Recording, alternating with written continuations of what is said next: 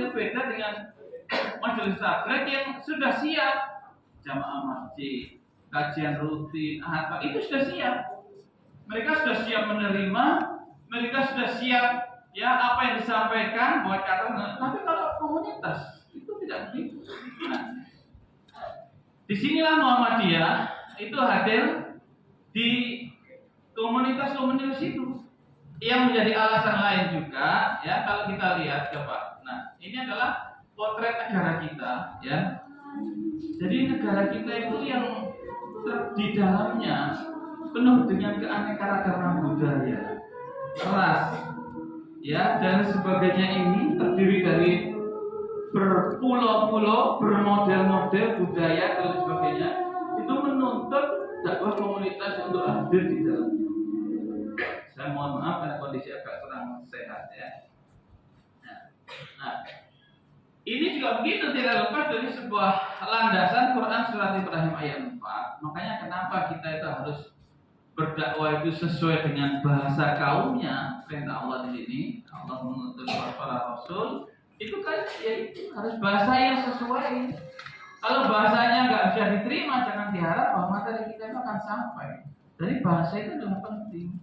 Makanya disinggung di dalam Al-Quran ya. Kita mau terjun ke daerah pulau-pulau terpencil yang kita tahu Jawa, kita justru menggunakan bahasa Jawa, nggak sampai.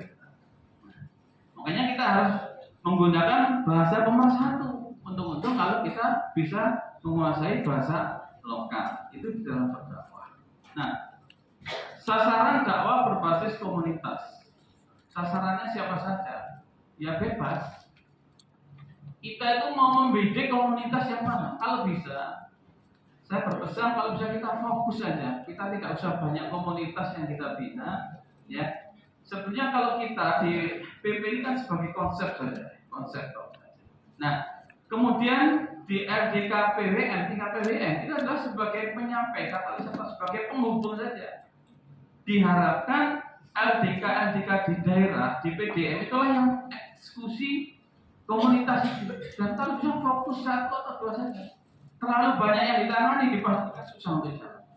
Kecuali memang punya SDM cukup. Nah ini ya, banyak saya lihat ada kadang programnya masya Allah luar biasa ya, gak apa-apa itu bagian sebuah rencana ya. Tanpa adanya rencana nggak akan ada aksi. Tapi bagaimana aksi itu bisa tersosialisasi menjadi fakta itu harus apa ya istilahnya itu logika kita jalan ya realitas. Nah kita lihat dakwah komunitas. Nah kita siap menyasar kemana? Nah ini ya. Makanya nanti diharapkan di Rakorwil itu sudah bisa mengadakan bimtek-bimtek. Jadi tugasnya LDK di tingkat BWM itu menyelenggarakan bimtek. Yang di bimtek siapa? Ya dai-dai kita yang di LDK tingkat daerah atau dari lokal.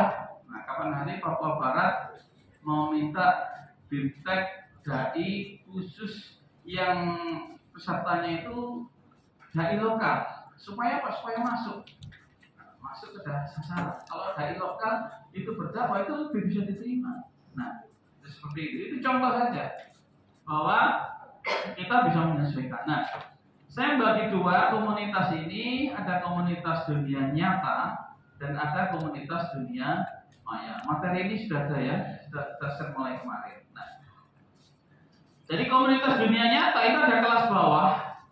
Jadi nanti kita bisa memilih, oh saya yang cocok, ya ini, nah misalnya gitu. Nah ininya ini harus diseriusi, 1, 2 tapi serius, ya selesai. Ya.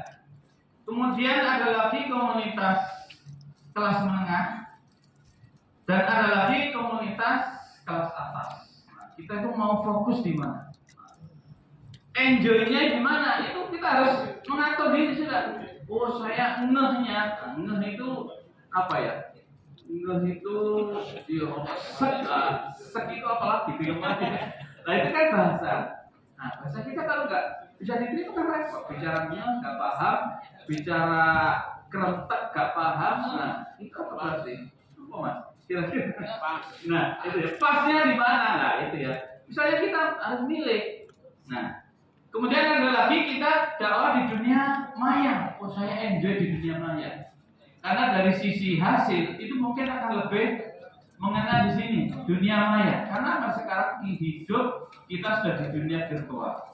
Tidak ada satupun peserta ini yang tidak bawa gadget, tidak bawa HP, tidak ada.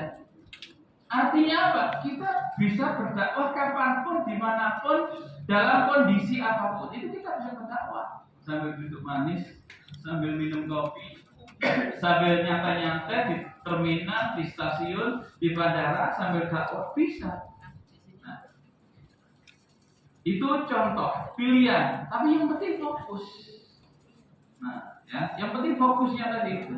Nah, sekarang coba kita, untuk masalah sasaran, kita itu sekarang sudah dakwahnya sudah dakwah, nggak terbatas oleh ruang dan waktu.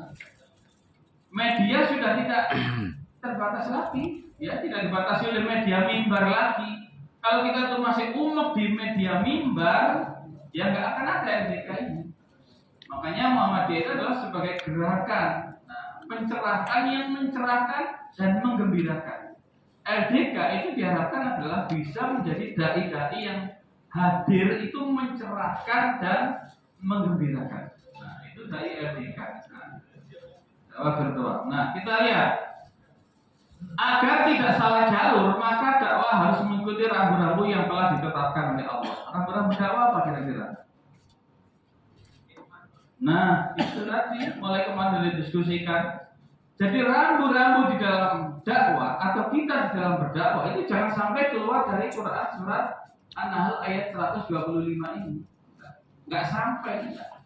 Bisa jadi dakwah kita gagal, dakwah kita di penjara, kita masuk penjara, itu bisa jadi kalau kita keluar dari rambu-rambunya. Menjalankan dakwah itu adalah menjalankan perintah Allah. Maka Allah sudah membuat rambu-rambu.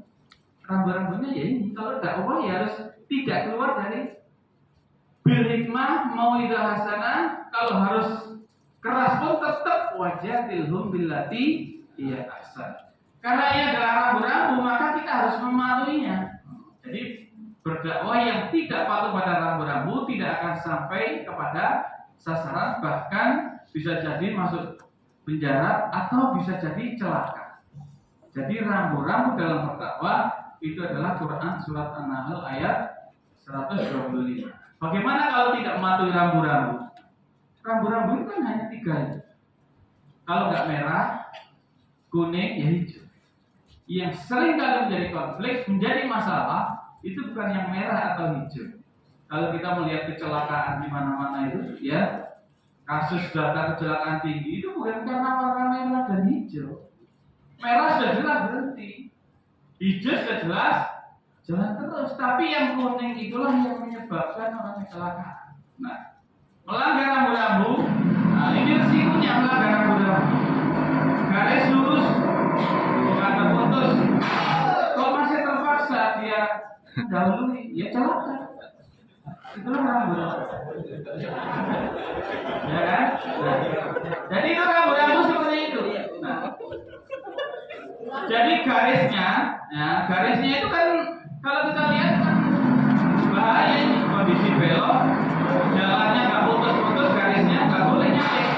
Nggak nyalip ya itu tadi. Makanya kenapa dakwah harus masuk penjara? Oke lah kalau bicara resiko itu resiko.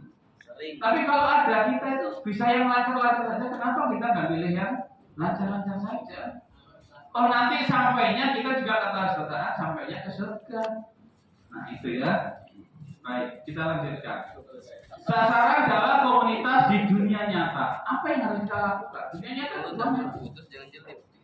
Jadi kita sekarang ini munculnya komunitas seperti jamur di musim hujan ini, itu harus kita tangkap dengan peluang dakwah bagi kita yang mempunyai di dakwah tingkat bawah tadi.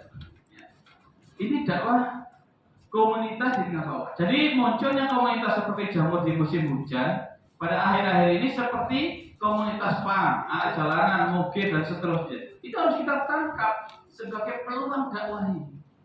Jadi itu sungguhnya yang dimaui Muhammadiyah kan di situ. Jadi Muhammadiyah itu hadir tidak lepas dari komunitas-komunitas yang bermunculan pada saat itu, termasuk sekarang. Bisa hasil, ya itu sudah. Karena hidayah itu adalah milik Allah, yang penting kita adalah ikhtiar, kita ini adalah usaha.